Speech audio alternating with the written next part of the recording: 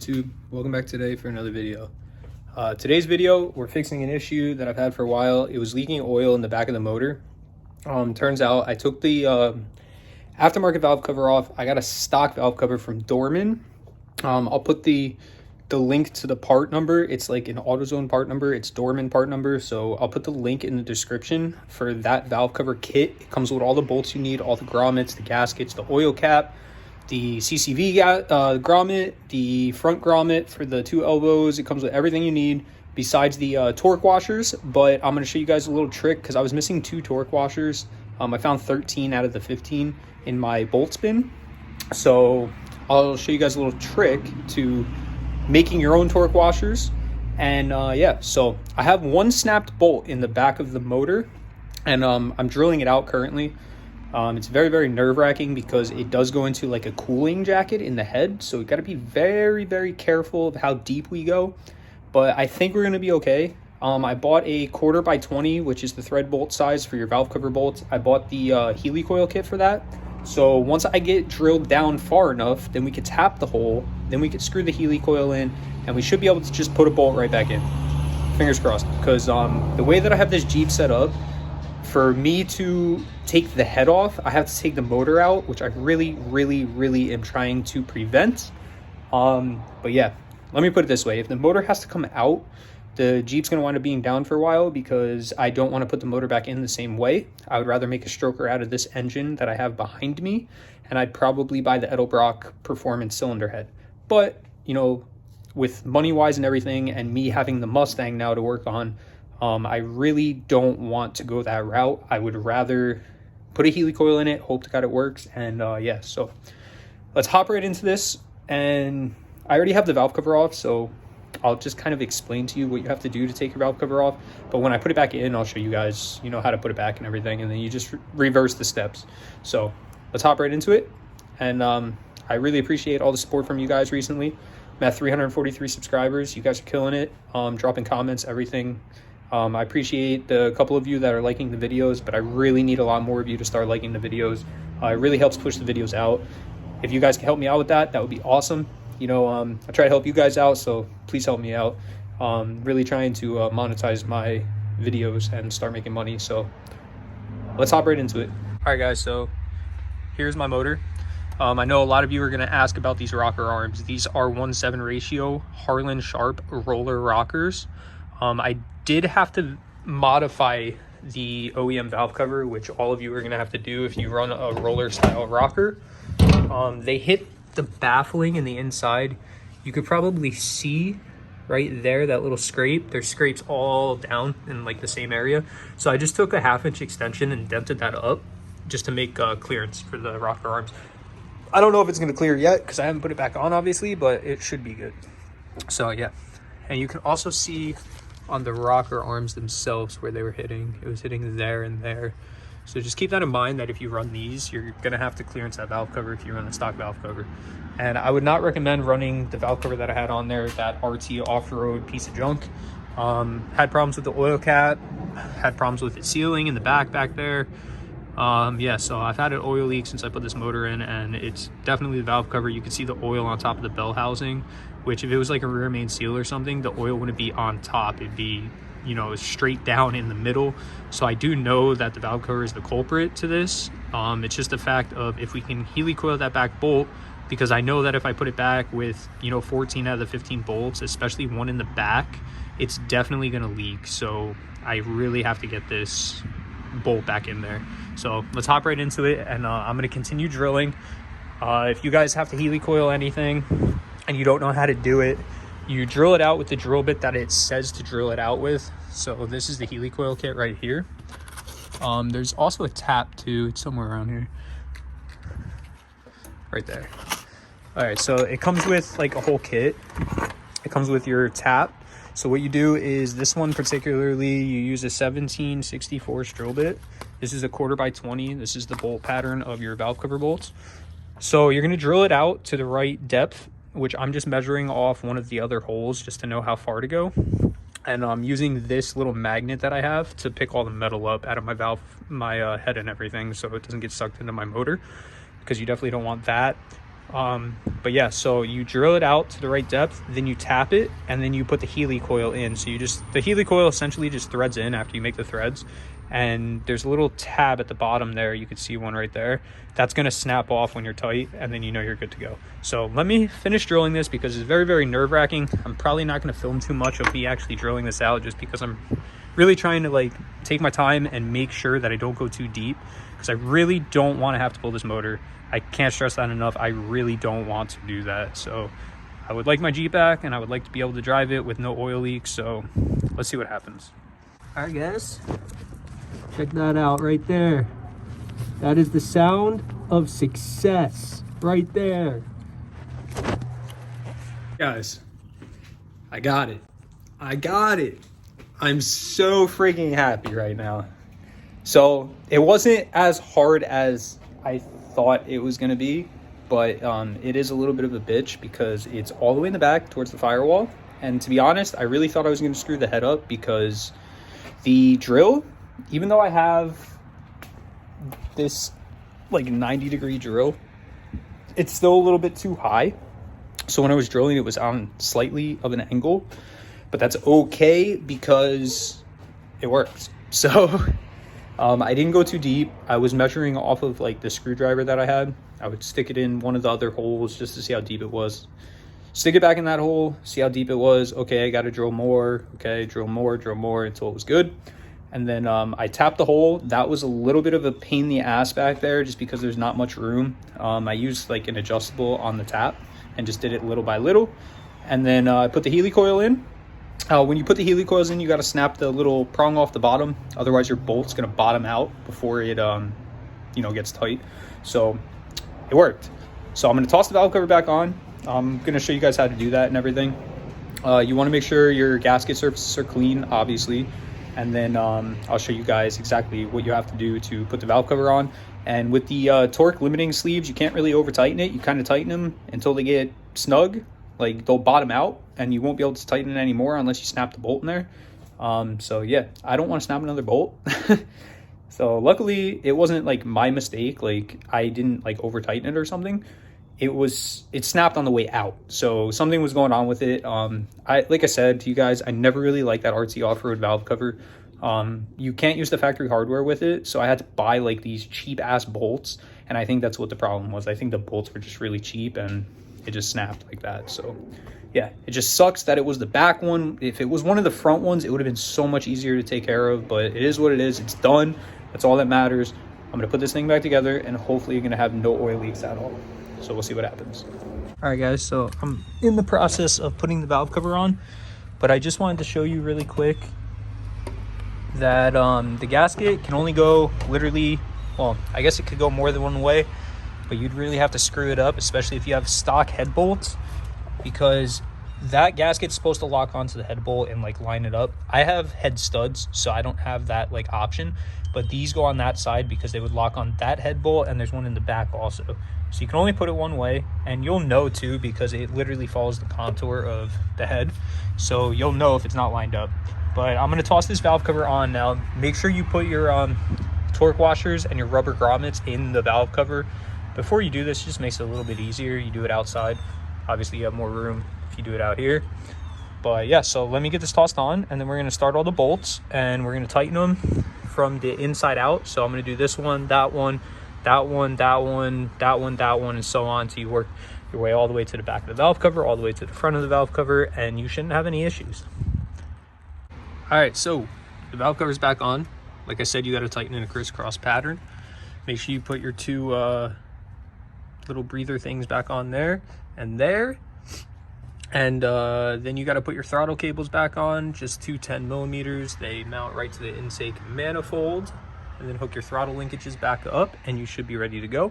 I'm about to fire this thing up and see if it leaks. So probably take it for a test drive and everything. And then I'll see you guys when I get back, let you know if there's leaks or not. And there shouldn't be, so fingers crossed, hopefully there's not. But yeah, so that was definitely a little scare just because of that one bolt. I really thought I was gonna have to take this motor out, but thank God I worked around it and I got it done, man. So, you know, we'll see what happens, but it shouldn't leak. All right, guys, so Jeep's behind me. This is not the news that I want to give you guys. It's really not. But I started it up. There's no oil leaks, but I noticed that it was running pretty rough for a while now. Now keep in mind, this motor was a used motor. I didn't send the block out or anything whenever I did what I did on it. This was before my YouTube career that I put this motor in here. I took the original one out. I bought this motor not knowing the mileage or anything. I was told that it only had 120,000 miles, which I think is complete utter bullshit.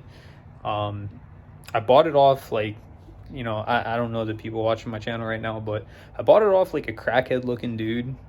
So I didn't really trust him too much, but I have extremely bad news. Kind of good news, kind of bad news, sort of. But the Jeep's going to be down for a while. Let me just put it that way. The motor needs to come out. There's no compression on cylinder 3, like zero, none whatsoever. I know it's not a head problem. I know it's not a valve problem. I know that it's rings. I put oil in the cylinder and the compression did jump up. So it tells me that the rings are no good. When I got this motor, okay, the guy brought it to my house, dropped it off. When I got it, it was completely locked up. And I was like, it's a little weird. But I didn't think anything of it. I put some WD-40 down the cylinders and everything and freed it up. And, I didn't purchase it until I freed it up. So, the guy was standing here with me, and I put oil down there and whatever I had to do, and I rotated it over by hand. I thought maybe it was just sitting for a while. That's why it was locked up or whatever the case. But the inside of the cylinders, the walls themselves, were a little bit rusty. But I was like, you know what? I'm going to roll with it. It ran good for the past year, I want to say. I probably put about 15,000 miles on it, about maybe 10, 15. I do drive my cars pretty hard, but that's not really an excuse for this to happen.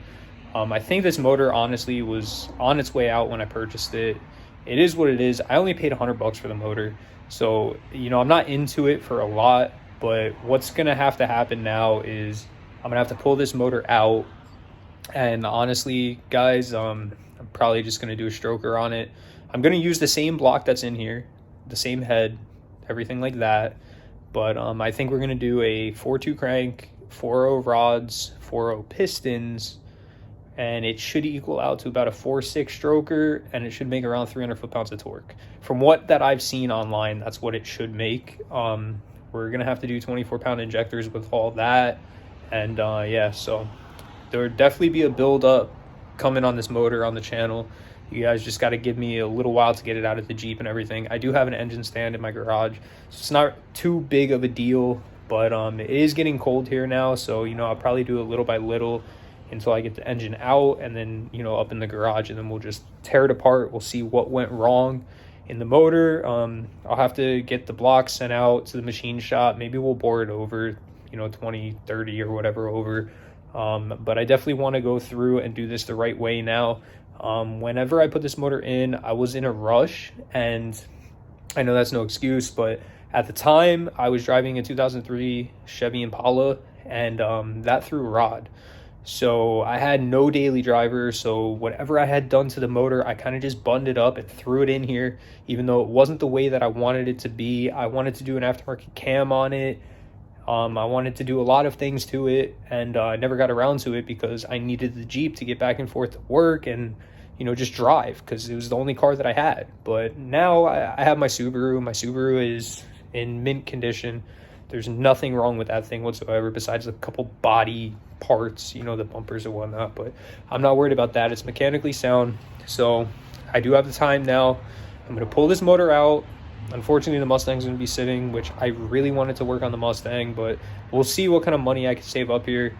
This is going to be a pretty long process. I'm going to do videos on it here and there, but I do want to get the Mustang done, so at least get it into a body shop and at least get the fender apron and the rad support fixed. And I'll be pretty happy with that. I don't really care too much about putting a fender on it right away or anything like that, but I want to fix the damage on it that the kid did to it. So, but the next video you guys see of the Jeep, I'll be taking this engine out, And yeah, so, you know, in a way, I thought, like, I wish I did YouTube when I did this motor, because I know you guys would have loved the build process of this engine. But, you know, I didn't do it back then, and now we're going to do it again. This time, we're going to do it the right way. We're going to make some power with this thing. Honestly, all said and done, we might even put it on the dyno just to see what it makes. And, you know, obviously get it flashed right, like, properly, because right now it just has a mail order, like a mail order tune from, like, Super Chips. It's nowhere near accurate for the combination that I have on here. But, yeah, so fortunately, this is a sad day for the WJ. But it is what it is, and we'll build it back better than ever. And hopefully we have actual power in the thing, because I've had enough of doing 80 down the highway floored. So we'll see what happens, but please drop a like up on this video. Help me out. Subscribe to the channel, because there's plenty of WJ content coming, especially with this engine now. So if you guys can help me out, drop a like, comment, subscribe, and yeah, I'll catch you in the next one. Peace. So, yeah, I personally think what happened was the piston skirt failed, and that's why I have no compression on cylinder 3. When I got this motor, okay, I bought it used, obviously, you guys know that. I did go through the motor. I did the bearings. So I did the rod bearings and I did the main bearings. I never touched the rings. I never touched the pistons. I never touched the rods. Never touched the crank. So all of that was what came in that motor. I did get the head redone. I got the head ported and everything. But we're not going to be reusing any of this stuff. Honestly, the only thing we're going to be using is the block. Yeah, so I think what happened, I think the piston skirt failed. It's pretty common for the 4-liter to crack piston skirts. I do think that's what happened, and I think that it was progressively getting worse because it started running like shit the other day. Like, before I even touched anything on it, it was starting to like run rough at idle. And a couple months ago, when I first put the motor in, it was silent. Like, it didn't knock at all. It started knocking a little bit, you know, a couple months ago. It wasn't bad. It was only when it was cold. And then it slowly started getting louder and louder. And probably for the past month, it was just constantly knocking, but not like a bad knock, like almost like a when it was idling. If you guys heard a 4.0, you'd know that they make that noise.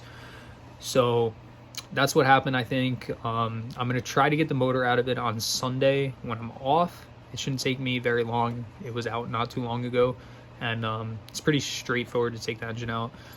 I'm probably not going to film that just because I just want to get the thing out and get it on engine stand, but I will definitely film tearing the motor down and figuring out what went wrong.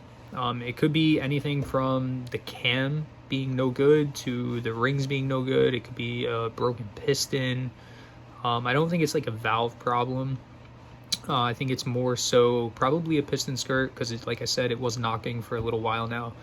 So I think the piston skirt finally failed, but the idea with it is to reuse the block that's in there, do a 4647 stroker kit, so the crank, rods, and pistons, do a nice set of bearings on it, do a nice set of rings on it.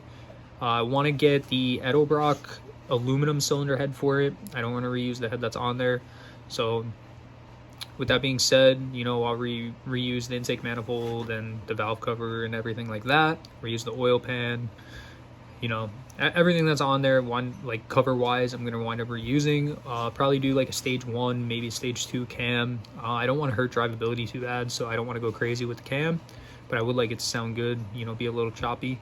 So we'll see what happens, but I got to see the condition of that block when I pull it out and go from there. So the next video after this will hopefully be the engine out and on my engine stand, and it'll be tearing it apart, see what went wrong, and then we'll have to start stacking some parts up and getting the build together for it. So it is what it is, man. It happens, you know, especially when you don't know the condition of something. So, you know, I was told that the motor had 100,000 miles on it. I don't think so. I think the motor had a lot more miles than 100,000 miles. But it is what it is. I mean, I talked the guy down. The guy was asking $200 for it. I talked him down to $100 when he came to drop it off to me. And I mean, $100, I'm out $100. It's not a big deal. I need a block to work with anyways, so my old block was no good. So it's what it is, but we'll get it back, and it'll have a lot more power than it does now. So I'll be a lot more happier with it. And plus two, you know, I didn't get to film the process of that engine with you guys, so it'll be nice to film that with you guys now. So yeah.